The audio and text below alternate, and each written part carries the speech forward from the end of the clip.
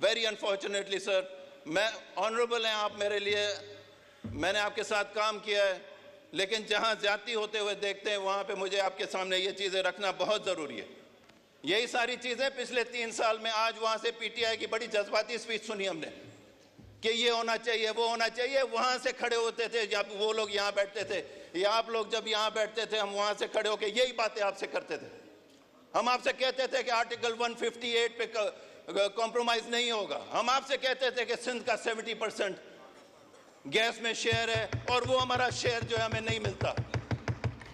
उस वक्त कोई हमसे हमारी बात सुनने के लिए तैयार नहीं होता था। आज आपके वहां से मेंबर्स बैठ के बात करते हैं कि केपीके के बिजली बनती है और वो ज्यादा बिजली बनती है और वो उनको उतनी बिजली नहीं मिलती। लेकिन अफसोस की बात कि ये आपको अब रियलाइज हुआ है जब आप उधर बैठे हैं। काश कि जब हम वहां बैठे थे आप तब रियलाइज कर लेते और यहाँ पे जब आप बैठते थे तब आप इसके ऊपर कोई डिसीजन ले लेते। शुक्रिया, शुक्रिया। वाइंड अप करें तारिक साहब please. Sir please wind up करें।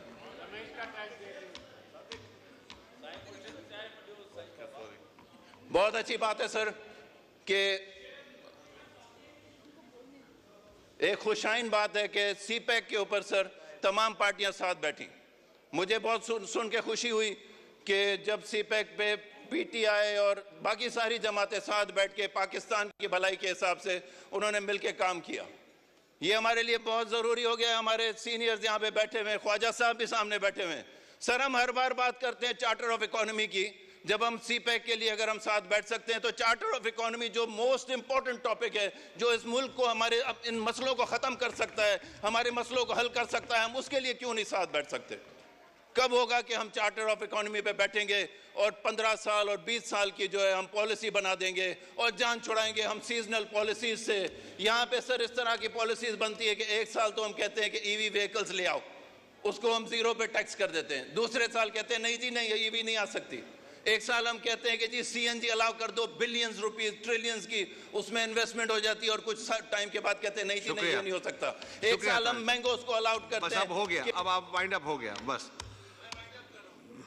16 मिनट हो गए हैं। अब आप ही के पार्टी के मेंबरान हैं जो रह गए हैं, उनकी तारिक साहब का माइक खोले। 30 सेकंड में वाइंड अप करें प्लीज। ओके 30 सेकंड में कैसे होगा? मोहतरम डिप्टी स्पीकर साहब, ये सबको इक्वल टाइम है, बैठे बैठे सबका इक्वल टाइम है। जितना डेजिग्नेटेड टाइम है आपका पूरा होगा। आपके 30 घंटे हैं, आप अपना कैलकुलेशन आके देख लें इधर। अचानक बैठे बैठे सर पीपल्स पार्टी वालों को बता देंगे। एक दिन याद आया कि जी हमने मैंगोस की प्रोडक्शन, मैंगोस को जो है एक्सपोर्ट नहीं करने देना। एकदम से सीजनल पॉलिसी आ गई, बैन कर दिया। बैन करने से पूरी की पूरी एक बहुत बड़ा कंपोनेंट जो एग्रीकल्चर सेक्टर का जो मैंगो से बनाना से रिलेटेड था वो बिल्कुल बैठ गया। उसमें बहुत बड़ा लॉस हो गया। वीट लगा दी, वीट कोई लेने वाला नहीं। चावल लगा दिया, चावल के इश्यूज बन गए। हम चाहते हैं कि सीजनल पॉलिसीज खत्म हो और 15-20 साल का एक हमारा एक लॉन्ग टर्म पॉलिसी आ जाए। उसके अलावा मैं सिर्फ अपने इलाके के लिए ये बात करना चाहता हूँ कि OGDCL का एक बहुत बड़ा सेटअप है मेरे पास हैदराबाद में।